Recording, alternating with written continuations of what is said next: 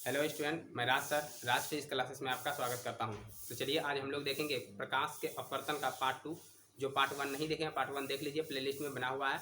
और प्रकाश के परावर्तन का पूरा जो है ना कॉन्सेप्ट बता चुके हैं, तो आप लोग देख सकते हैं। ठीक है, तो चलिए स्टार्ट करते हैं।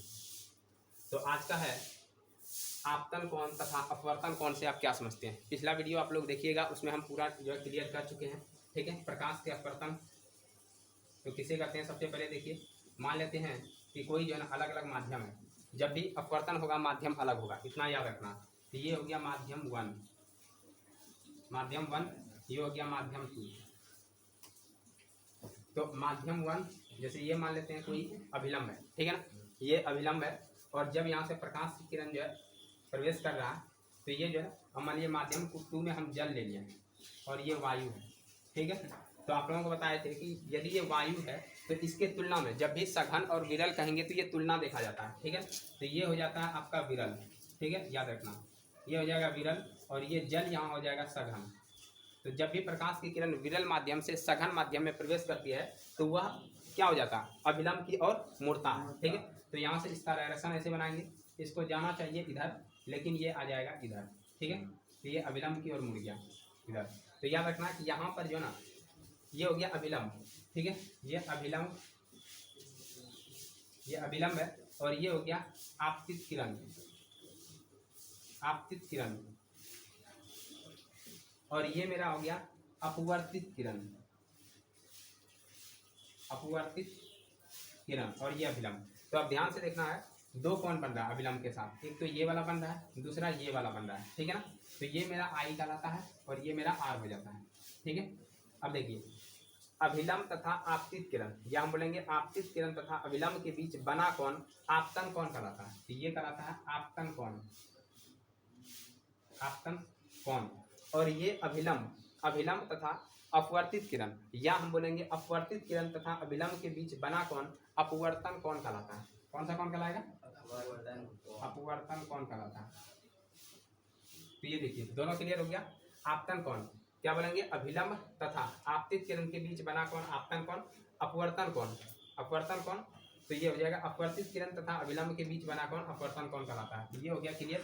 दूसरा है पार्श्विक विस्थापन। ठीक है, पार्श्विक विस्थापन, अब ध्यान समझना पार्श्विक विस्थापन क्या होता है। तो इसी में से हम जो है समझाने का कोशिश करते हैं। ठीक है, पार्श्विक विस्थापन में कुछ नहीं होता है, बस सिर्फ ये याद रखना है कि ये जो है ना यहाँ नीचे पूरा पानी था, लेकिन अब क्या करेंगे, इस पानी को जो है ना एक कांच में ले लेंगे। ठीक है ना, ताकि जो है या तो हम एक स्लाइड में ले लेंगे ताकि यहाँ से फिर माध्यम चेंज हो जाए। ठीक है, यहाँ से फिर हम माध्यम ये वायु मान लेते हैं। ठीक है, मान लीजिए कि ये जो है ना एक स्लाइड है। ठीक है, अब ये स्लाइड से या हम कांच माने या पानी माने कुछ भी। ठीक है, अब यहाँ से क्या हो जाएगा, ये वायु हो जाएगा।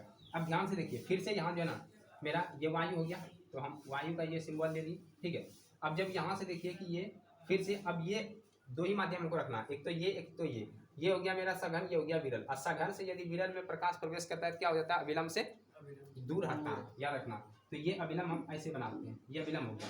अब आना चाहिए इसको इधर, ठीक है, लेकिन ये भाग जाएगा इधर।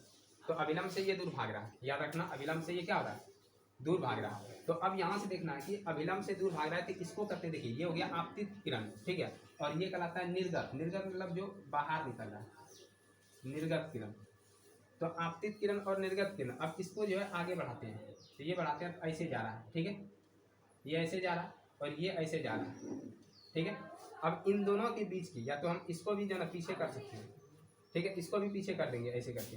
तो इन दोनों के बीच के लंबवत दूरी को तो क्या बोलेंगे, आपतित किरण। ये है आपतित किरण, ये है मेरा आपतित किरण। समझ में आ रहा है ना, ये हो गया आपतित किरण और ये हो गया मेरा निर्गत किरण। इन दोनों के बीच की लंबवत दूरी, ये जो है दूरी, लंबवत दूरी, इसी को कहते हैं पार्श्विक विस्थापन। क्या कहते हैं, पार्श्विक विस्थापन। तो याद रखना, पार्श्विक विस्थापन किसको कहते हैं, तो आपतित किरण तथा निर्गत किरण के बीच की लंबवत दूरी को हम लोग कहते हैं पार्श्विक विस्थापन। ठीक है, तो यहाँ तक क्लियर हो जाना चाहिए। अब तीसरा में चलते हैं, अपवर्तनांक क्या है। अब ध्यान समझना अपवर्तनांक। ठीक है, तो चलिए हम यहाँ पे बनाते हैं अपवर्तनांक के बारे में। तो अपवर्तनांक क्या है कि कोई भी माध्यम में, ठीक है, ध्यान समझना कि कोई भी माध्यम में प्रकाश जो प्रवेश कर रहा है तो प्रकाश को कितना वो मोड़ पाता है। ठीक है ना, प्रकाश को मोड़ने की जो क्षमता है वही उसका अपवर्तनांक कहलाता है। जैसे ध्यान से सुनिए, जैसे हम बोले कि हवा में जो है ना प्रकाश जा रहा और पानी में प्रकाश जा रहा, सबसे ज़्यादा किस में मुड़ेगा, पानी में मुड़ेगा। यदि हम पानी और जो है ना कांच का तुलना करते हैं, पानी है और कांच है, तो कौन ज़्यादा मुड़ेगा? कांच मोड़ेगा। तो जिसका ज़्यादा घनत्व होता है वो प्रकाश को उतना ही ज़्यादा मोड़ता है, ठीक है। इसका मतलब जो ज़्यादा सघन है प्रकाश को उतना ही ज़्यादा मोड़ेगा, मतलब उसका अपवर्तनांक ज़्यादा होगा। मतलब जिसका घनत्व ज़्यादा उसका अपवर्तनांक ज़्यादा। अपवर्तनांक मतलब क्या हो गया कि प्रकाश को मोड़ने की क्षमता, मतलब मोड़ने नहीं तो मुड़ने की क्षमता, ठीक है ना। प्रकाश को अपने दिशा से विचलित करने की जो क्षमता है वही उसका अपवर्तनांक कहलाता है। तो हर माध्यम का अलग अलग होता है, ठीक है। तो यहाँ याद रखना कि अपवर्तनांक किसको कहते हैं? तो किसी भी जो है ना माध्यम में प्रकाश को मोड़ने की क्षमता या तो प्रकाश को जो है अपने दिशा से विचलित करने की क्षमता उसका अपवर्तनांक कहलाता है। अब यहाँ अगला है कि किसी माध्यम के अपवर्तनांक से आप क्या समझते हैं? ध्यान समझना, किसी माध्यम का अपवर्तनांक। तो किसी माध्यम का अपवर्तनांक किसको कहते हैं? तो ध्यान समझना है। तो सबसे पहले देखिए किसी माध्यम का अपवर्तनांक, आपको फॉर्मूला बताते हैं, फॉर्मूला से ही डिफिनेशन निकल जाएगा। किसी माध्यम का अपवर्तनांक, तो यहाँ देखिए निर्वात में प्रकाश की चाल, निर्वात में प्रकाश की चाल और बटे उस माध्यम में प्रकाश की चाल, उस माध्यम में प्रकाश की चाल।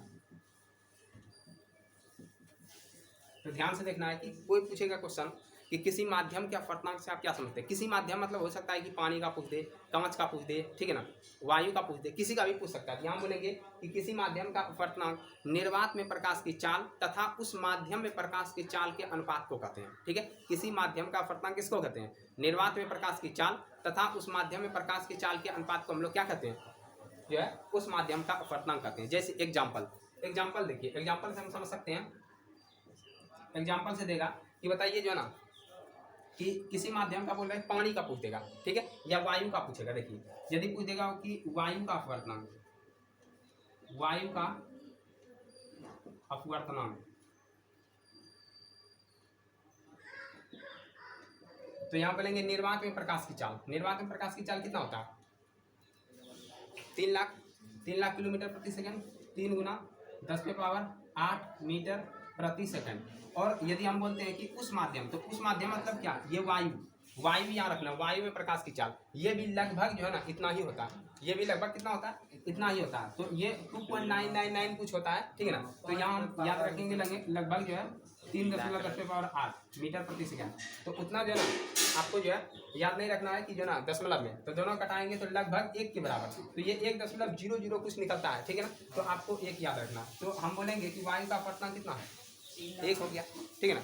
वायु का अपवर्तनांक कितना हो गया? 1 हो गया। इसी तरह हम लोग जल का निकाल सकते हैं। तो जल का निकालेंगे तो जल में प्रकाश की चाल, कांच का निकालना है कांच में प्रकाश की चाल, ठीक है।